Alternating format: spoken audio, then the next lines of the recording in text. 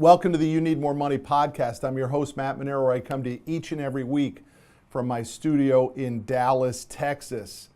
I met my guest today at Duke University last year when I was participating in an event called Birthing a Giant. I almost said Business Finishing School because we just finished Business Finishing School's event last weekend.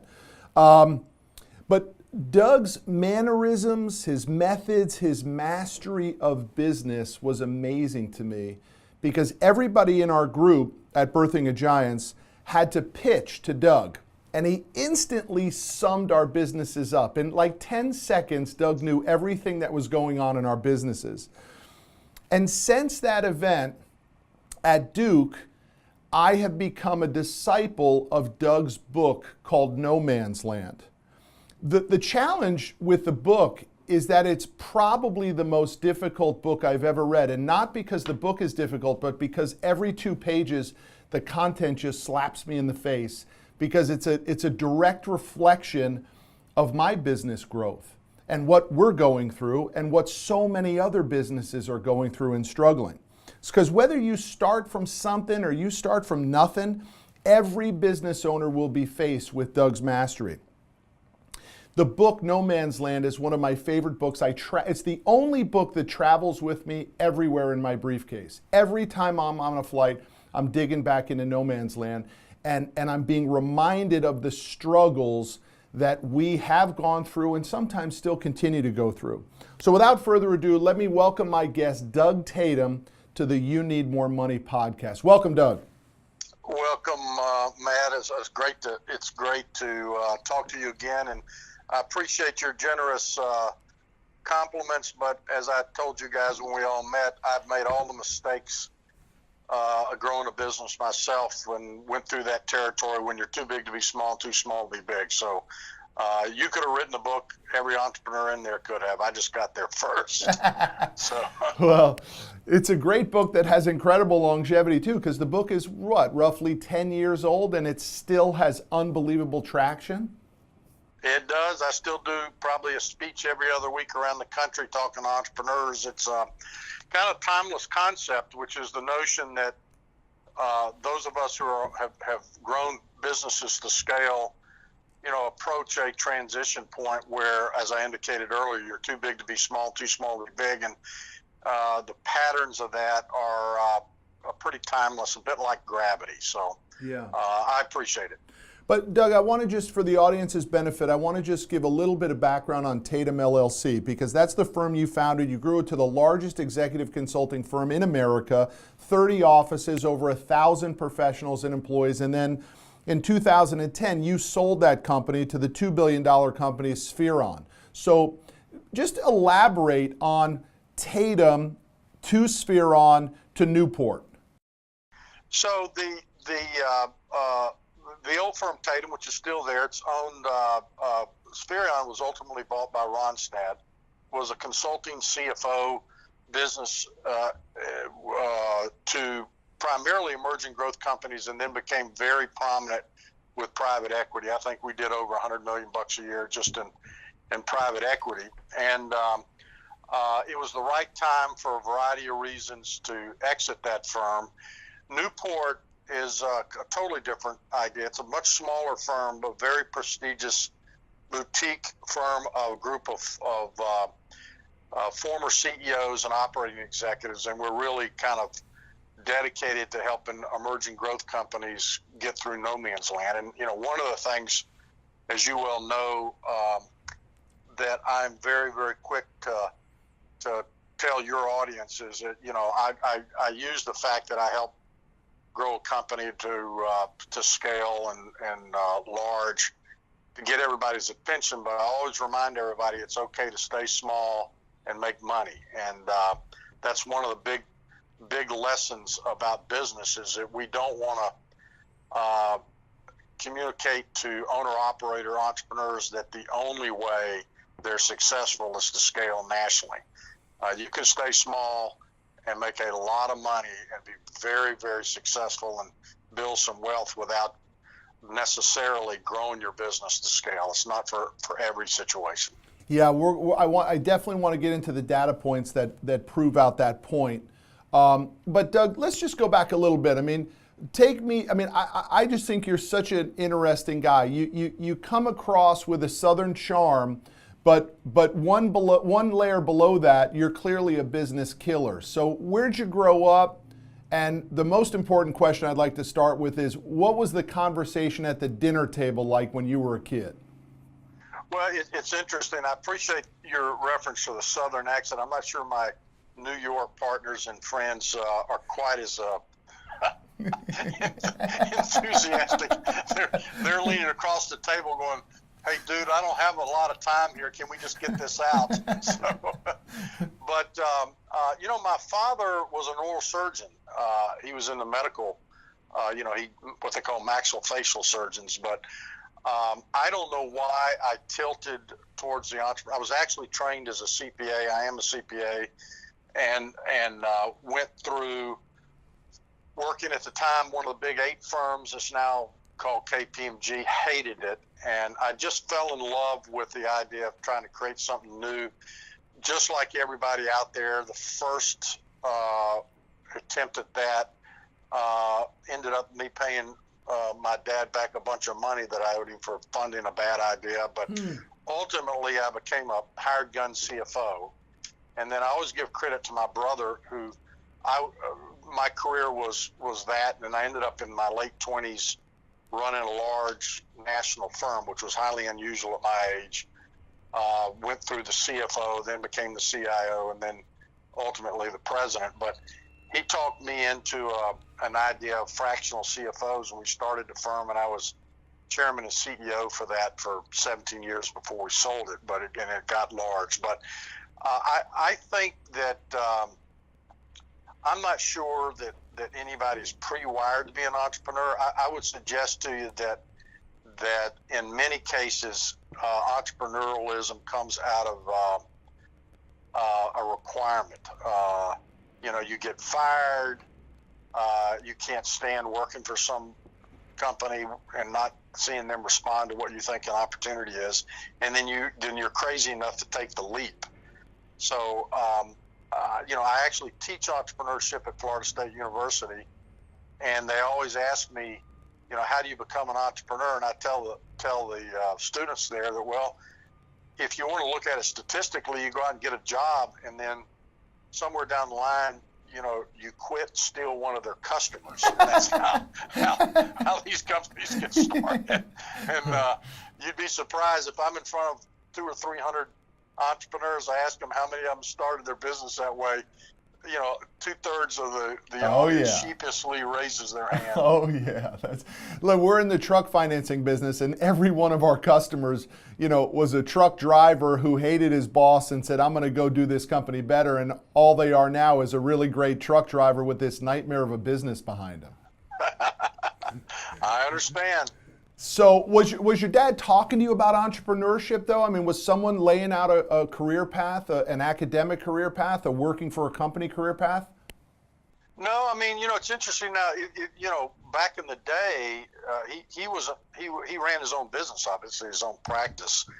But I wasn't trained that way. I was trained as a big company. I was a CPA, had a finance degree, was heading in that direction.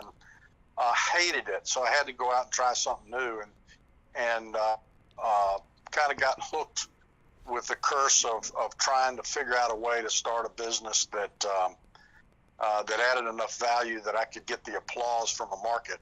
Yeah. And but back to your point about the issue of summing up these companies like yourself when we were all together. I mean, if you think about it, I had this enviable position of seeing business models across hundreds and hundreds and hundreds of businesses, many of them in the lower middle market. And so, the 4 M's, the market, money, management, model patterns just emerged so clearly that I use that kind of as a pair of glasses when I look at a business. But no, I can't reflect on any single thing that made me an entrepreneur. I got it. And who knows? Well, let's talk about the concept of no man's land. I want to give a couple data points so people can begin to relate. Everyone is selfish in their what's in it for me mindset, and I recognize human nature. So I want the audience to begin to understand that what we're talking about here, as you define no man's land, is somewhere between 5 and 50 million in revenue. Correct me if that number has changed, and somewhere between, say, 20 and 100 employees. Correct. That's on average. I actually was created some data for the book from Dr. David Birch, who was an MIT applied mathematician who actually built the first time series database in the United States, where they tracked every company in the United States for 20 years. That database we've worked on for years, now resides at the University of Wisconsin. So there are some very interesting things that happened during that particular transition. Now the revenues depend on the industry you're in. So for example, a construction company would have a lot more revenue per employee than, let's say, a consulting firm. But that 20 to 100 employee transition, if any of your audience is listening in on this, they'll understand that there's something uniquely difficult about that transition, and that's what I wrote about. And that's as you know, the data indicates that that those companies are the economy heroes. That's where all the net new job growth in the United States starts. So that's where it came from. But when the awareness of the entering into no man's land occurs, you could put data, whether it's employee data or revenue data, but your argument is that the entrepreneur literally begins to feel the chaos that's creeping into the business, the control that the entrepreneur typically craves. They begin to lose that. And that's the start of no man's land. Would you agree with how I sort of summed that up? Yeah, that's excellent, because we're all control freaks as entrepreneurs. Right. And they're told that they got to let go of a business. My premise is you have to get more control of the business, but there's ways to do it.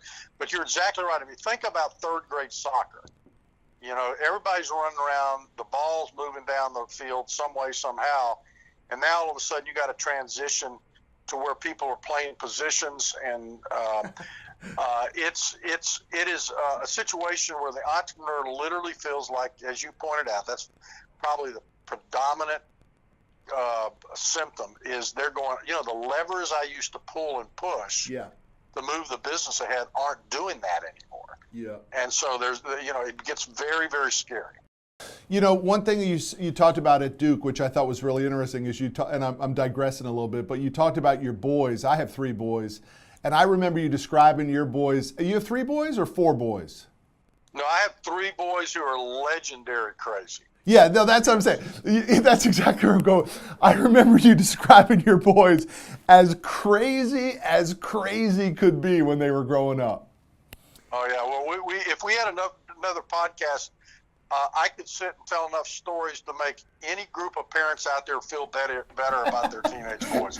But I will tell you, now that the frontal lobe is developed, which I'm not a psychologist, but I estimate it to be about 27 years old, they are wonderful young men, but God knows getting them there is why I have gray hair. I'm starting to get it anyway. But there was a piece of it that you loved. I could tell it. There was a piece of that crazy that you really embraced. I know it. Yeah, I did, but I'm not sure my wife did. So that's for another discussion.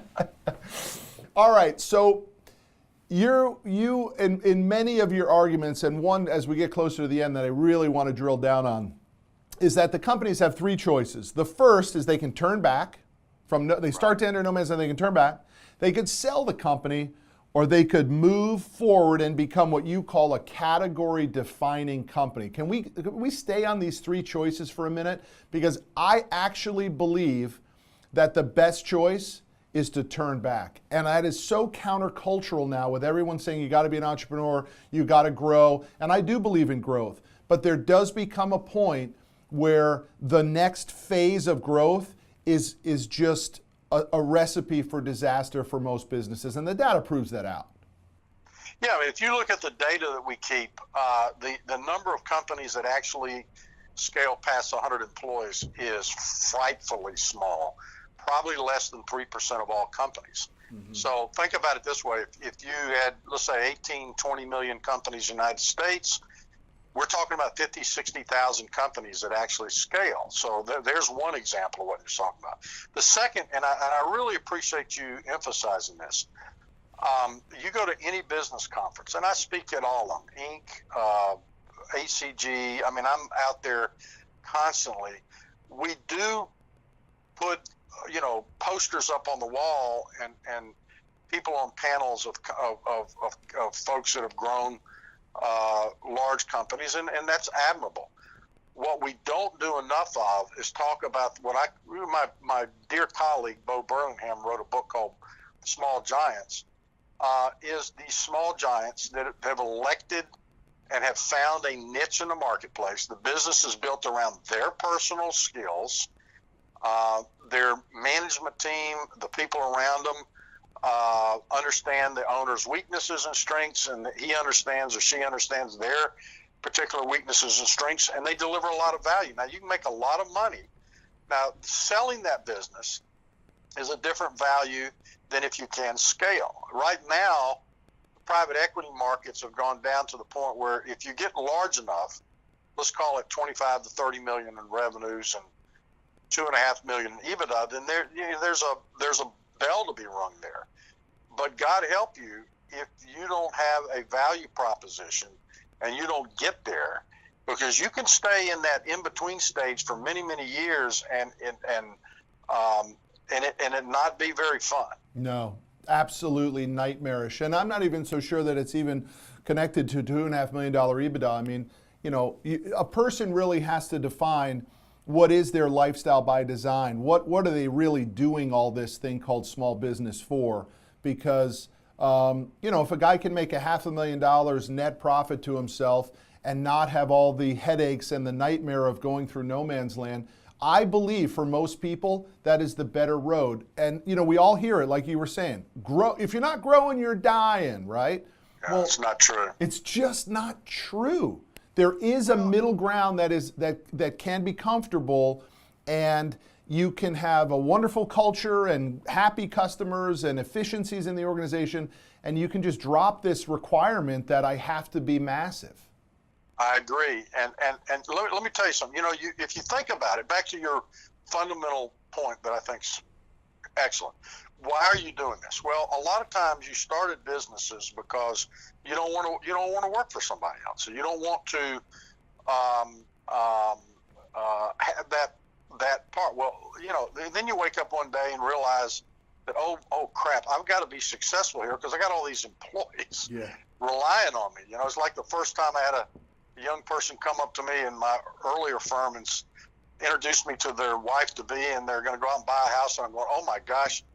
I mean, he doesn't realize I might not be able to pay him too much. It's a scary process. But then let me tell you something. If you get the capital markets involved in your business, and let me tell you, I was chairman of an association that represents the vast majority of private equity investors in the United States. I know that world. I love it. It's a great asset for this country.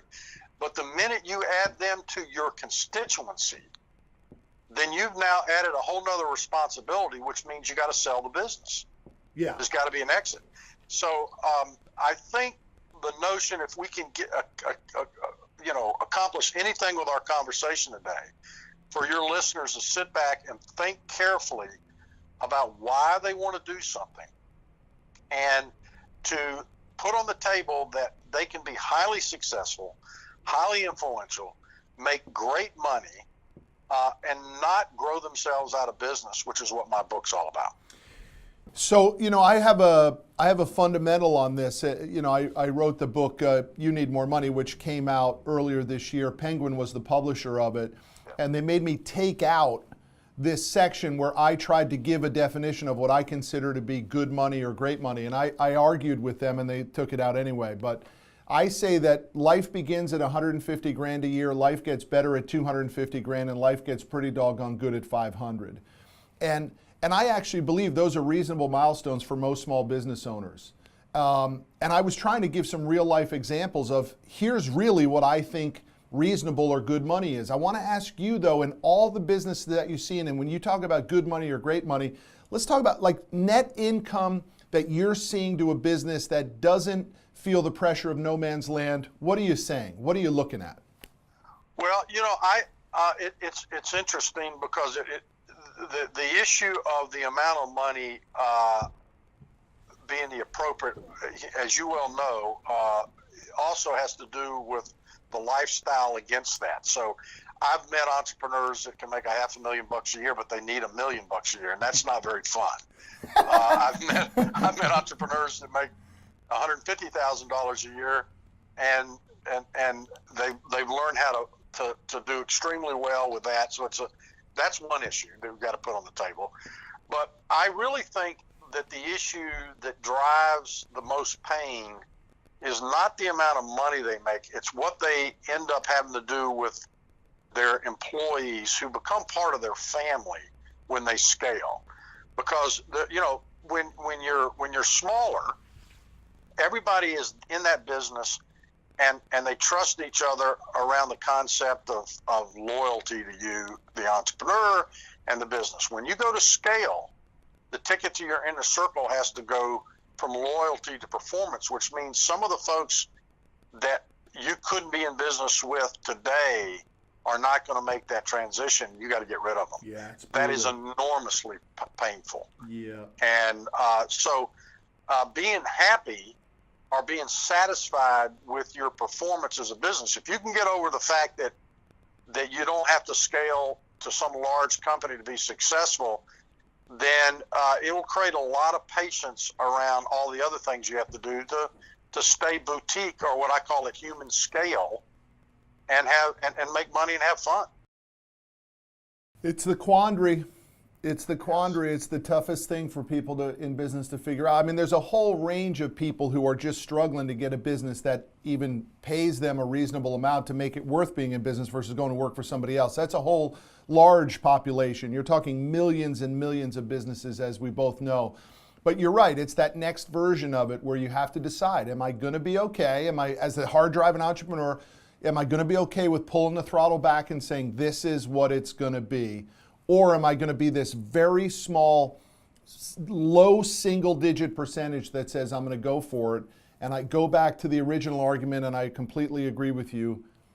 Unfortunately, the data tells us most people shouldn't do that journey. Well, and as I outlined in detail, as you well know, there has to be certain components in the business that are in place in order to get to the next level. It's not just a decision. Yeah. You can have an entrepreneur with enormous talent, almost infinite energy, but they don't have a value proposition that scales financially, and you cannot outwork bad strategy. You cannot outwork a lack of a value proposition that's scalable. And so, it's a pretty analytical process to decide. So that's the other thing we need to relay. It's just not about, hey, I want to do it. It's about, do you have a business that can do it? And that's something means you have to be radically objective, and hopefully we can get more folks to think about that. Yeah, so that roadmap, that process, that structure that you're referencing are really what you call your 4Ms. They represent market, management, model, and money. Can we just take a minute and tap on each of those? Yeah, so market has to do with the value proposition. In other words, businesses typically start because the entrepreneur is very, very good at something. And the question is, can the business become good at it, not the entrepreneur? And that means you've got to define what it is that your market is willing to pay you above your costs very, very carefully. And a lot of times it doesn't exist in a business. Effectively, the entrepreneur is the business. They're the ones that people are actually buying, and they're surrounding themselves with a whole bunch of people to leverage them. So the first thing is identifying a value situation, a value proposition that's scalable. Second is it economically scalable? You take your example, a small advertising agency. A small advertising agency led by a uniquely creative person can get large clients and do really well.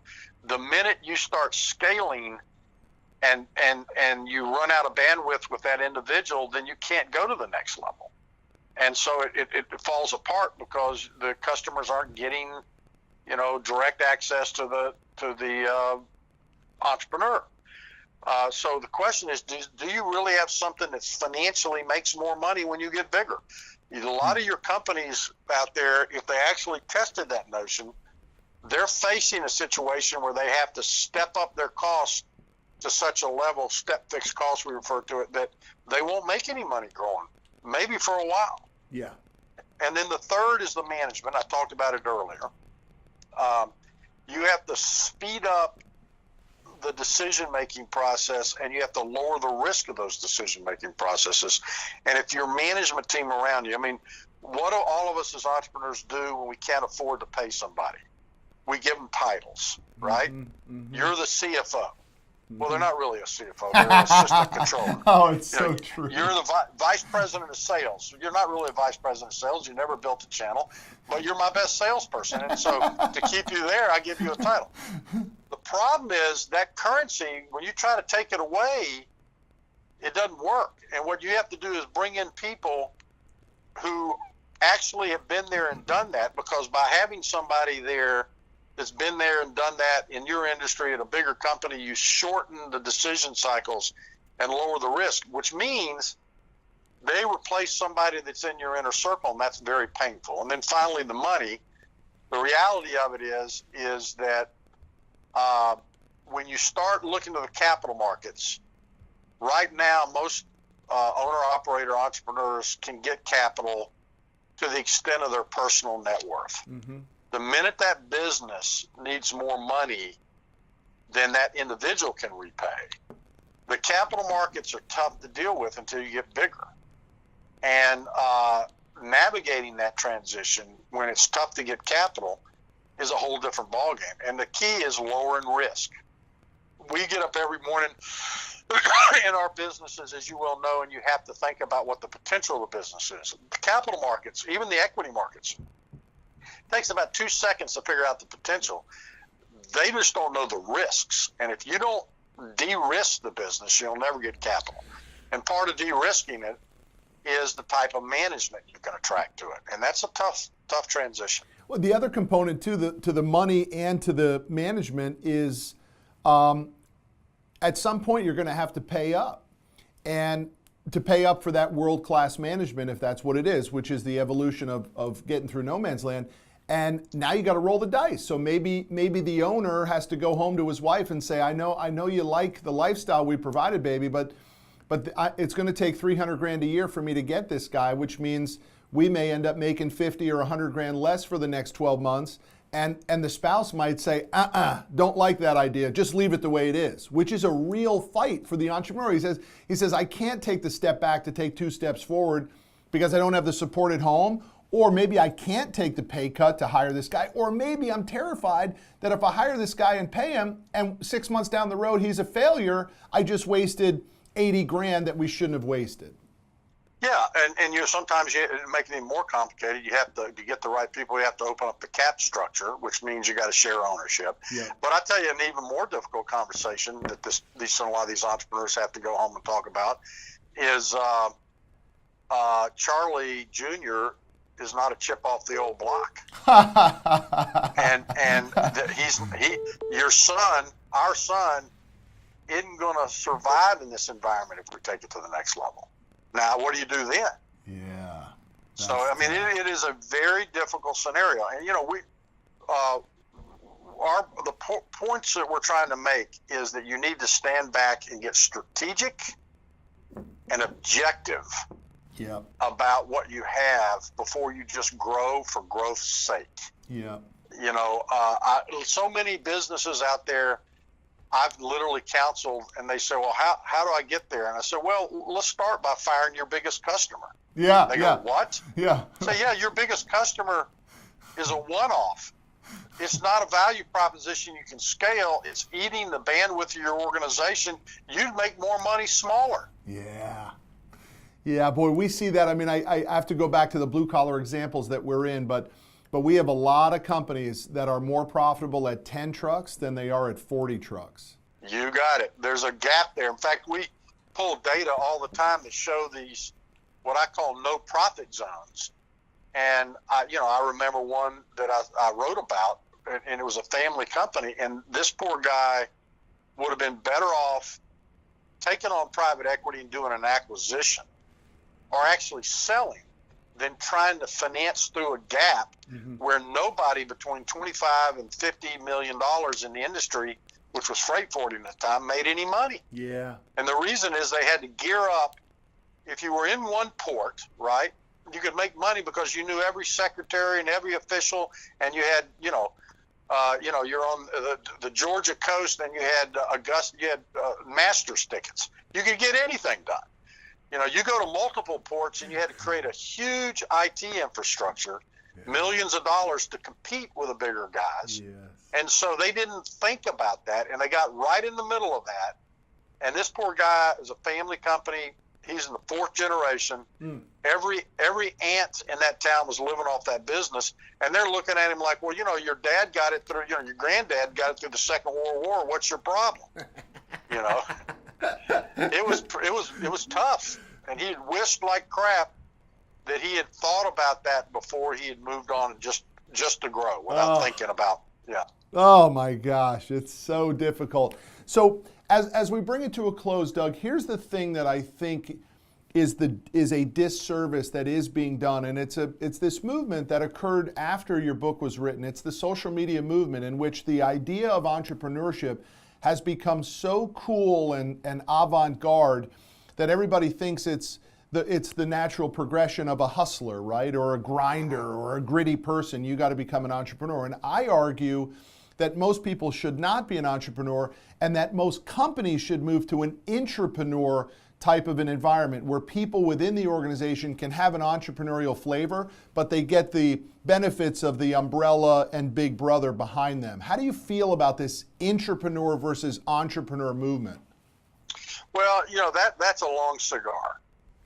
That's but I did a speech years ago with the heads of R&D for the Fortune 1000, and I thought they were going to throw me out of the room, but I basically stood up and said, you guys cannot recreate an entrepreneurial ecosystem. Get to know the head of your M&A. So what's happening right now is larger companies find it very, very difficult to create an entrepreneurial environment, and they lose their ideas, and so they get them back through acquisition. What's really going on is large companies get their R&D now through acquisition. I was correct. The notion of being an entrepreneur, I think, is a function of the fact that modern management practices, as we move away from what was taught in business schools over the years, they will find very quickly that pushing decisions down closer to the bottom of the organization, allowing the authority for those decisions to be made, how they figure out how to do that allows rapid adjustments to the markets. That's going on, and that allows employees to feel more in charge of what they're doing. And the companies that do that well are going to kick everybody's rear end. And that's happening. So if that's your definition of an intrapreneur, then I think that's going to happen as the management styles change. Got it. But the notion that you got to go out and start a business from scratch to be successful doesn't make sense. And I've told many of my students, where I teach in a school of entrepreneurship, you don't have to be, there's nothing wrong with being the fifth employee in a company that turns out to grow very rapidly. That's a really good thing. And being entrepreneurial about how you help that company grow, which you would call entrepreneurship, is very important. The other thing I talk about is franchises.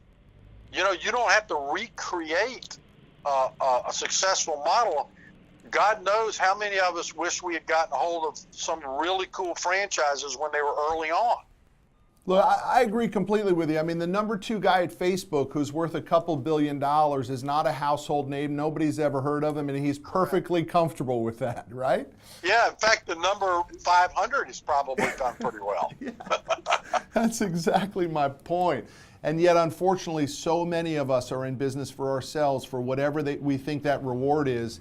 And the reality is, if you put the pencil to the paper, it's probably better to be working for somebody else. And that, unfortunately, is the state of small business for a lot of people. So not everybody needs to be running around wearing a black turtleneck. Yeah, that's exactly right. Doug, listen, it's been a pleasure. I mean, again, we could go on forever about it. I appreciate you taking time for us today. I wish you safe travels. I can't wait to see you. I know Jane mentioned to me that you were going to be down in San Antonio, and I may actually just jump in the car and head on down there to visit with you and watch you at that event. Love to see you there. I'll bring a cigar and we'll smoke one together. But yeah, I'm going to do a speech down at Association for Corporate Growth down in San Antonio. So if you can get down there, I look forward to it. And I appreciate what you're doing. So thanks a lot, Doug. Onward and upwards. I'll see you down the road, my friend. I appreciate you very much. As well. All right, take care of yourself. Bye.